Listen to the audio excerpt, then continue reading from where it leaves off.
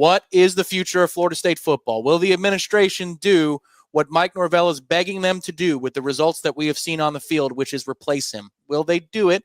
Do they have the strength to do it this weekend, or will they back him? I don't, as we just discussed before the game was over, Gene, they got to make a statement of some kind, because right now at 5-6, if you let this linger without making a decision, I think the recruiting class, which has already been bleeding a little bit, is likely to fall apart. The locker room, the roster, all of that stuff, you've got to make a decision in the next 24 to 48 hours. I think we all know which way it should point, but money is clearly a factor here, or they would have made a decision on Mike weeks ago.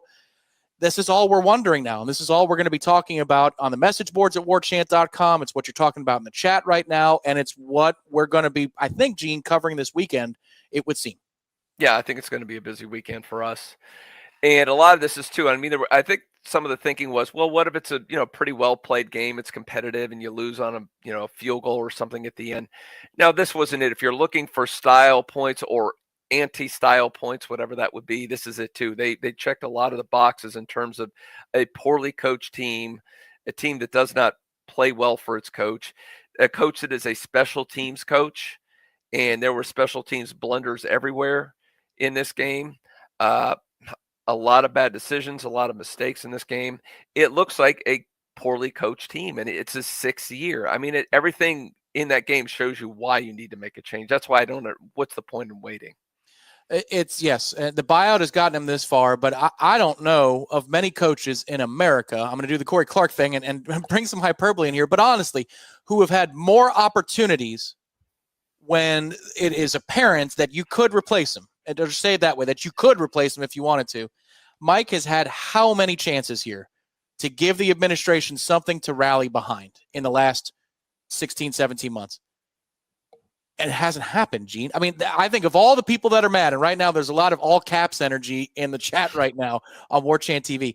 I think of all the people that are mad at this situation, it has to be the administration at Florida State. Oh, yeah. Your hand is being forced to the tune of 8 figures, halfway to 9 figures for this particular deal. And that's when it's all said and done. And I think, they gave him every chance in the world. That's the thing. I mean, we all, like you pointed out, several opportunities to do it. And they're like, we're going to ride this thing. It's way too big. So I'll tell you what, you got an easy schedule down the stretch, win a couple games, get yourself bowl eligible. We'll ride this thing out a little longer. We'll kick the can down the road a little bit. Maybe we get lucky and some good things happen next season. But man, it just slapped them right in the face. Like, they are now pinned in the corner, and they're saying you have to fish or cut bait right now. You can't ride this any longer. It's done. Sorry, Gene. I was just going to say, for those of you who are just joining us, I'll rehash this one very, very basic stat. We understand that advanced stats give you a better picture, but just looking at total defense and the amount of points you give up a game, entering tonight in 6 conference games, NC State was the 2nd worst team in the ACC in terms of points allowed per game. Only Boston College was worse. NC State averaged giving up 37 points per game in ACC games before tonight.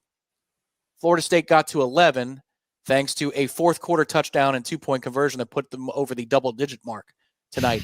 This is all too similar to the problem that they had at Stanford, which is another atrocious defense, bottom 20 in so many Division I categories, which means you're ranked at like 118th or 125th or 130th in a lot of key categories. In those 2 games combined, which would spell doom for Mike Norvell if he is let go, they're going to look at those 2 games, Stanford and NC State. Florida State amassed against those 2 defenses a total of 24 points. I mean, and what do those have in common, Tom, besides being bad teams? They're on the road. This is a coach who's coming up in a few days. It'll be 2 years since he's won a road game. Unfortunately, the way football works, you have to play a lot of games on the road, almost half of them on the road. If you can't win that, you can never be a good football team. So there's obviously that has to go back to coaching. You're not getting your team ready to play on the road. If they're different, there's a reason why they're different, and that has to go on you. And you're obviously, that is a big problem. It hasn't been solved. And I don't even know last year if you lost to a team as bad as Stanford on the road. It was almost worse on the road this year than it was last year. So that's absolutely pathetic, and that has to end. You're going on 2 calendar years not winning a roadie. Not acceptable. I'm going to get your thoughts, Gene, on the dynamics at play behind the scenes, because you've had so much experience over the years with these types of high-level discussions at Florida State. But a lot of people to thank, as we now have well over 3,000 people on YouTube and 12,000 across the multimedia footprint. If you're here, they're hit hoping the for an like announcement tonight, Tom. That's right. And they're looking for a tarmac Saturday or Friday night. Here's what they're looking for. Hit the like button for the content, not for the results. Subscribe to the channel. It's absolutely free. We appreciate you stopping in as we are reacting to what feels like finally metamorphosis in front of our eyes. One can hope, at least I say on this side of the screen. Colin, thank you very much for your contribution. 21-11 has to be an FSU score. Gami says 9-time champion. Thank you for that. FSU Pritch, fire him. We are a joke because of this clown. Colin says, honestly, aside from special teams, Tommy is to blame for this. Don't disagree with that, Colin. He had a rough night. Rubbish says, what's being done to this program is criminal. Let's get to James. And he says, drink every time Mike pounds his chest. Oh. No way 20-year-olds respond to these tacky corporate America tactics. Imagine Kirby doing that nonsense. I feel bad for our defense. They have improved over the year. Worth spending a couple seconds on that, Gene. Yeah. They have been. Since the Pitt game, which was atrocious, the defense has been better. It just unfortunately hasn't been good enough to wipe the sour taste out of our mouths.